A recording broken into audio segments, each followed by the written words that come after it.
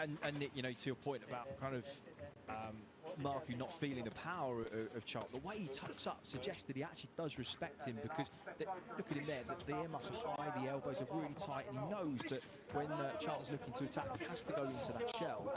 And so clearly there is some sort of respect there, and the fact that he's having to talk and try and deter him suggests that he does respect him. And that actually all of this kidology is probably an indication that there is something getting through, and that he is feeling that, okay, yeah, I know I'm in with a physical guy here, and I know I've got to try and do a few things to maybe try and take him out of his game. I think, as you said earlier, it's mind games. You know, he's trying to tell Charlton, yeah, you know what, hit me with the best shot and it can't hurt me. But yeah, only he knows what kind of a reaction he's getting. He's certainly happy to chat away. I do like, and I said this earlier, oh, that was a lovely combination from Marku. Oh, followed up with a very heavy left hand as well. Good little spell from Florian Marku, this. As you can see, he's stepping in and out and round from orthodox to southpaw, and he's coming back in with shots and landing. That uppercut is a great shot. It really is. Yeah, didn't seem to be much behind those punches, but they're scoring punches, mixing the uppercut in there as well. I was going to say, just before that lovely combination landed from Florian Marku, I like the tempo and the pace that Ryland Charlton is setting here. You get the feeling, you know, you always want to establish your tempo, don't you, in a fight? And Charlton, I think, wants it at this kind of pace. Marku's seemingly happy to go with him at the moment, but how are they both going to be looking come round 7, round 8, round 9? Yeah, it says a lot about the quality of Marku so far. He stays so relaxed under this pressure. He still looks as if he's got plenty of time on his hands. He doesn't look rushed, he doesn't get panicked at any point. When he does take his pauses on the ropes, he just absorbs a bit of work, and then he comes back with combinations like that, the beginning, the middle, the end of the rounds that punctuate that he's the one that's landing the clean shots. And look, for Ryland Charlton on your screen there, just marking under the left eye, he's going to be hoping that he can start to turn the tide at maybe the mid-point of the contest, but he's given away a few of these early rounds, and so he's going to have a strong second half of this fight. That was a really good flurry from Florian Marku, and the defence is not there from Ryland Charlton either. Picked off beautifully. As you say, you alluded to it. It's a peach of a punch, that uppercut from Marku, isn't it? Yeah, and you know, he's landing with regular success. So, you know, if it works, and you know, the tireder you get, the longer the rounds go on, you know, it can be a devastating shot. Josh Kelly's dressing room. Well, it was. That's Mick Conlon putting a bit of tape over there. Let's talk about a man that knows about bad decisions in the Rio Olympics, and Josh Kelly was one of the bright stars to come out of that last Rio Olympic cycle. Hey, we're going to send Tasha Jonas in there to sort him out for covering up our camera in there. Kind of becoming tradition, that now, almost the handkerchief over the camera. People don't want to be giving away the game before it comes. Just in case the other team's watching. Sometimes I know when we were in a changing room, Joe has it on his iPad or on some kind of, you know, computer, so you don't want to be showing your opponent what you've been working on before. Your trainer, Joe Gallagher, will take any edge he can get, won't he? Anything. So it's a good point. Well, here we go. Charlton still looking to set the pace. Getting the reaction from Marku. Marku happy to keep busy, box behind the jab, bring the uppercuts in. Sit there. Good. Now back him up with the jab itself. Don't wait. There it goes again. Touches your uppercut. Interesting fight, isn't it? The quantity, the volume is coming from Charlton. The quality is coming from Marku. I think you have to respect the way that Marku has just kind of accepted that actually the physically stronger guy in there is Ryland Charlton. We didn't really know who that was going to be, and Marku's always the guy previously that has come forward and kind of bludgeoned his opponents into submission, but he's actually shown a different facet of his game, that he's willing to just put the ego aside, not just try and stand in the centre and trade macho with Ryland Charlton. He steps off and he's boxed really well at range. He's back to the ropes, he's tucked up well when he's been under some pressure, and then at this kind of long and mid-distance, he's really won the exchanges fairly comfortably, I'd say. I would agree with you, particularly as he landed that lovely long right hand right at the end of that exchange. Really nice stuff. Big fight for them both in terms of their career. They're both signed to a major promoter, of course. Ryland Charlton very cheekily, after he beat Joe Law, said, sign me up, Eddie. So Eddie said, yeah, all right, I'll back that. But you know how boxing promoters are.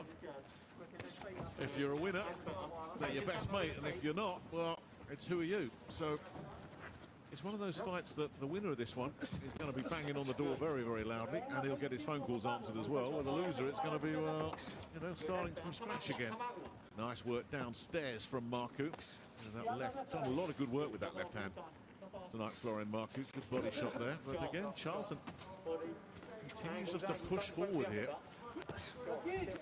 Charlton's throwing a lot, but the thing about Marku is big. Lovely, big right hand. His legs went. Yeah, a big dip there, and finally he does make a dent on Charlton, and Charlton's got to just try and survive the last few seconds of this one, which he does, but he was all over the place there.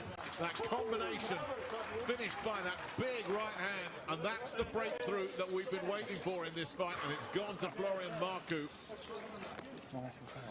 Well, we said how on earth did Lee Wood stay on his feet when he was in turbulence last week. How on earth did Ryland Charlton stay upright then? I've no idea. I mean, there's a serious set of legs on him, but I mean, he was in worlds of trouble there. I don't think his legs were underneath him at all, but he somehow clung on and, well, somehow avoided the ref's count there, and fair play to him.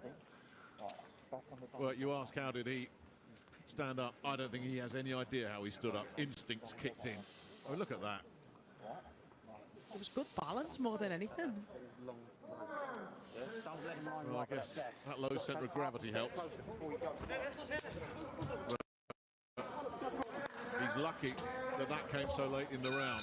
What are his powers of recovery like? The big breakthrough in the fight comes right at the end of that fourth round.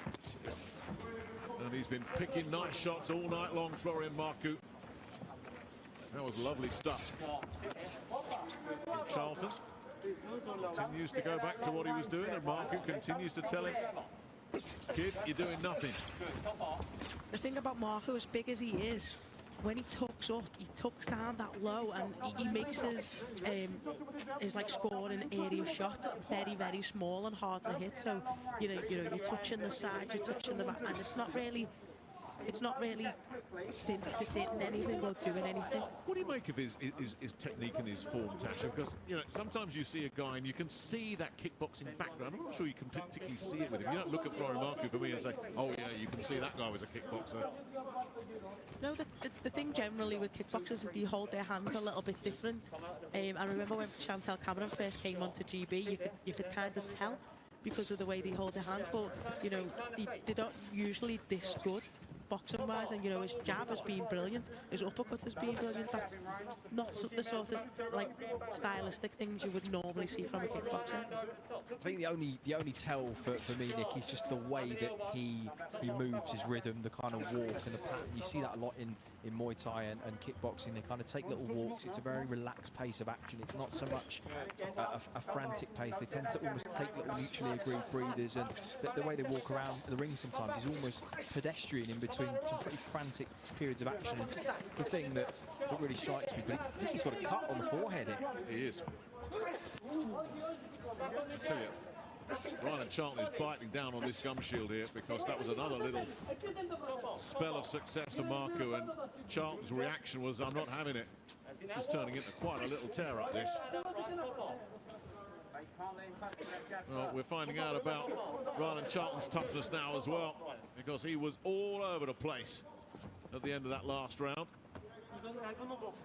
His recoveries, powers of recovery really good. Tell you what, if talking wins you a fight, he's gonna win a lot of fights, Florian Marku, because he's still chatting away in there. I think he's missed an opportunity here, Marku. I think he started the beginning round 5 very, very slowly, given how badly he had Charlton wobbled in the late stages of round number 4. I expected him to come out the traps and put something on him, but he stepped off, had a look at him, and I think he just assumed that the moment an opportunity would come. Maybe it still will, but at the moment, I mean, he's kind of missed that window of opportunity, certainly. Well, he's still sending the message to the 3 scoring judges, dropping the hands and a little showboating that I'm bossing the fight. But no matter what you say there, Chris, for me, Ryland Charlton came off his stool